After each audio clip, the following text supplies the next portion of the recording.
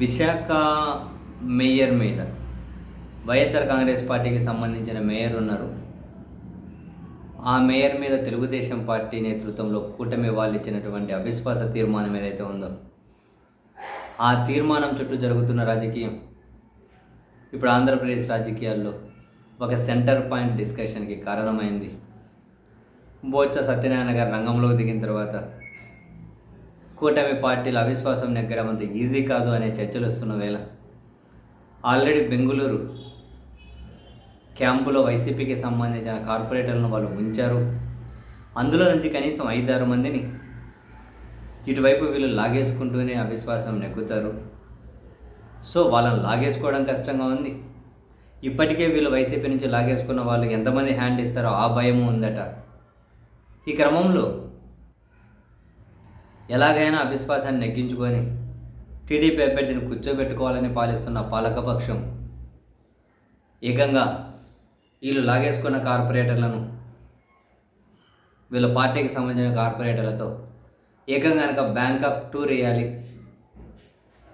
ఆ బ్యాంకాక్లో కొన్ని రోజులు వీళ్ళను ఉంచాలి అని చెప్పి ఆలోచన చేస్తూ ఉన్నారు అని కొన్ని పత్రికల్లోనూ, ఆ తర్వాత కొన్ని వెబ్సైట్లోనూ, తర్వాత నెట్టింట కూడా పెద్ద ఎత్తున చర్చ జరుగుతూ ఉంటే ఇదంతా చూసిన తర్వాత నాకు నిజంగా ఆశ్చర్యం వేసింది. కొంత వ్యాలిడ్ సోర్స్ నుంచి కూడా ఈ చర్చ జరుగుతూ ఉంది. సరే, వాళ్ళని తీసుకెళ్తారా లేదా అనే కథ పక్కన పెడితే, బట్ తీసుకెళ్ళాలి అనే చర్చ అయితే ఉందట. ఏంది, కార్పొరేటర్లను ఏకంగా బ్యాంకాక్లో క్యాంపు పెడతారా?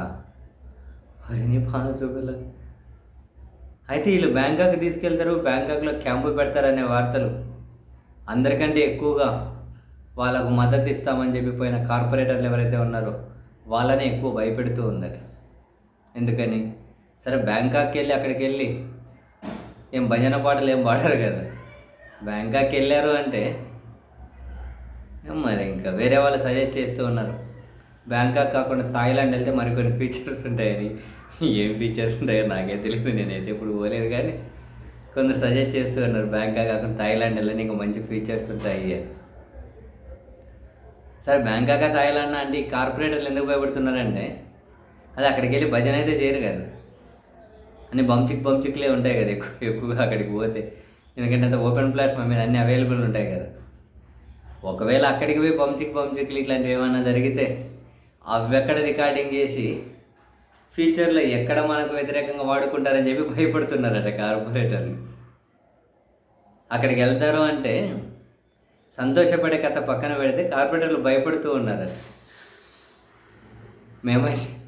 మేమైతే ఏమీ మీకు వ్యతిరేకంగా ఓటేయం, కానీ ఆ క్యాంప్ ఏదో ఇక్కడే పెట్టండి భారతదేశంలోనే, వాళ్ళు బెంగళూరులో పెడితే మీరు మద్రాసులో పెట్టండి, కానీ బ్యాంకాక్ మాత్రం వద్దులేండి అని కొందరు కార్పొరేటర్లు కూడా సరదాగా కూటమి పార్టీ ఏమంటారు విశాఖకు సంబంధించిన ఒక ఎమ్మెల్యే దగ్గర ఒక కార్పొరేటర్ కూడా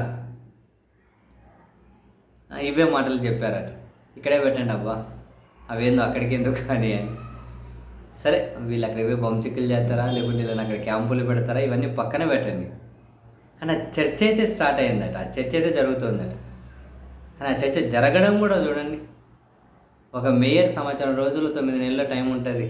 ఇంకా దానికోసం కార్పొరేటర్లు లేక బ్యాంకాక్కో థాయిలాండ్కో పిలుచుకెళ్తారా? అన్ని డబ్బులు ఉన్నాయా?